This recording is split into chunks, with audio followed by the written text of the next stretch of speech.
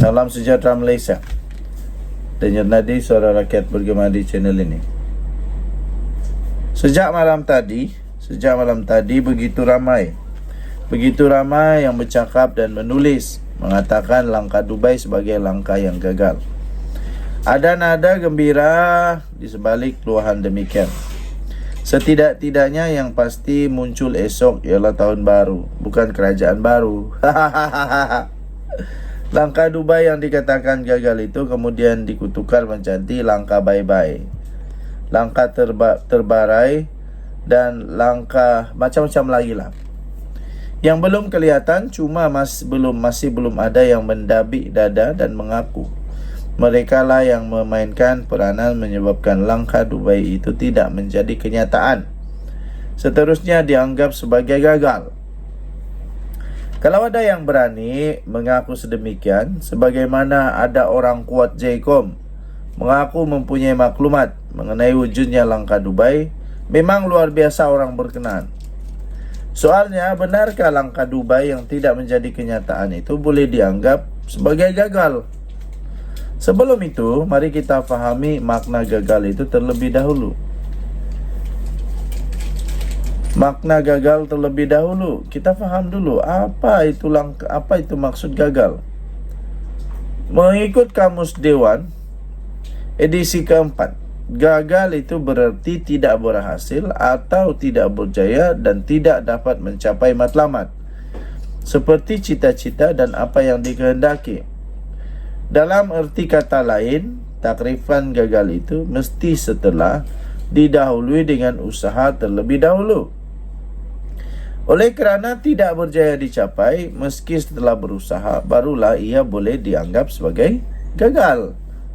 Dalam konteks langkah Dubai, walaupun ia tidak menjadi kenyataan, ia sebenarnya bukanlah sesuatu yang gagal. Jauh sekali ia tidak menjadi kenyataan kerana digagalkan. Ini kerana langkah Dubai yang heboh itu tidak pernah digerakkan, tidak pernah diusahakan oleh sesiapa pun.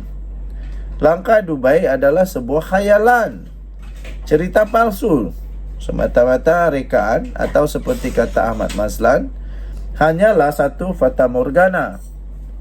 Ia tidak menjadi kenyataan, malah tidak mungkin menjadi kenyataan, kerana ia tidak pernah sama sekali diusaha atau digerakkan. Benda yang tidak pernah diusaha atau digerakkan memang tidak mungkin akan menjadi kenyataan. Tetapi ia bukan gagal. Macam orang yang tiada lesen memandu, tetapi tidak pernah belajar memandu, tidak pernah mendaftar untuk mengambil lesen dan jauh sekali pernah mengambil ujian memandu. Orang seperti ini tidak boleh dikata sebagai gagal ujian memandu. Sesuatu yang sekadar disembang tapi tidak pernah diusaha atau digerakkan, itu angan-angan namanya. Sama seperti langkah Dubai inilah. Tiada usaha atau gerakan oleh mana-mana kumpulan ahli parlimen mengenainya. Takkan dengan angan-angan dan sembang kosong, 2-3 tiktokers pun ada yang terpedaya. Kemudian bila tiada apa-apa berlaku, bangga pula mencipta naratif langkah Dubai telah gagal. Aduh. Sabuddin Husin, 31 Disember 2023. Denyut nadi suara rakyat bergema di channel ini. Jangan lupa tekan butang subscribe, like dan share.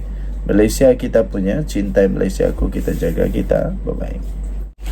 Salam sejahtera Malaysia. Denyut nadi suara rakyat bergema di channel ini. Selamat tahun baru. Selamat tahun baru. Selamat tahun baru.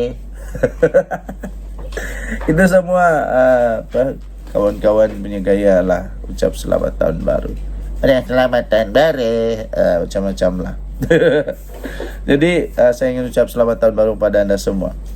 Langkah Dubai tidak akan menjadi kenyataan, bukan kerana gagal atau digagalkan, tapi tiada sebab. Tidak pun sebab, tiada tetapi sebab tidak pernah pun digerakkan. Belik juga lah. Tapi kenapa sekarang baru ada sebenarnya? Dikala Daim Zainuddin punya Menara Ilham kena sita, dikala ramai orang mahu supaya Mahathir pun turut disiasat dan disiasat dengan serius. Soalan saja, soalan saja.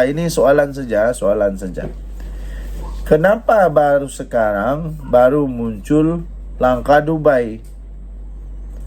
Apa kena mengena dengan dua perkara ini? Oh, pening kepala. Aduh, apa kena mengena? Kenapa dulu sebelum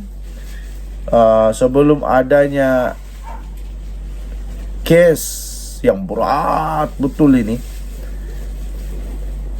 kenapa tidak diusahakan sampai ada langkah Dubai? Heran juga. Orang kata, tapi yang sebenarnya tak ada kena-mengena pun. Orang kata sebenarnya terjadinya langkah Dubai ini diciptakan, menjadi khayalan yang diciptakan kerana kebetulan Kebawah Duli Yang Maha Mulia Seri Paduka Baginda yang di-Pertuan Agong bercuti di sana. Dan kebetulan pula ramai pula ahli politik sedang bercuti di sana. Ada yang bercuti, ada yang tidak tahu bercuti ke tidak, ada yang pergi umrah, ada macam-macam lagi lah. Jadi itulah sebabnya kononnya mereka akan tiba-tiba jumpa dengan Agong, lepas tu pergi pujuk Agong, macam-macam lah. Tapi macam mana boleh cukup 112 orang? Kenapa mesti di Dubai? Tahu-tahu Dubai itu mahal. Jadi terfikir juga, apa kaitan dengan Daim dan Mahathir? Tapi tiada kaitan sebenarnya. Tiada kaitan. Itu hanya persoalan orang kampung. Itu semua secara kebetulan saja terjadi. Okey. Tuan-tuan dan puan-puan yang dihormati sekalian, sekarang ini yang menjadi trending di media sosial ada dua. Satu, langkah Dubai. Dua, Menara Ilham Daim Zainuddin. Menara Ilham Daim Zainuddin yang disita. Paling teruk rupa-rupanya mengikut section yang dibuat siasatan itu. Menurut seorang pakar undang-undang, menara itu bukan saja boleh disita, tapi boleh dilucut hakkan. Walah weh, memang sedih lah kali ini Daim Zainuddin kalau bukan saja disita, tapi boleh dilucut hak, boleh dirampas sudah betul-betul hak dia. Okey. So, tuan-tuan dan puan-puan yang dihormati sekalian, soalan dia itulah, harap-harap tak ada kaitan, dan saya yakin tidak ada kaitan lah. Itu hanya kebetulan saja. Dan yang tadi Suara Rakyat bergema channel ini. Bye-bye.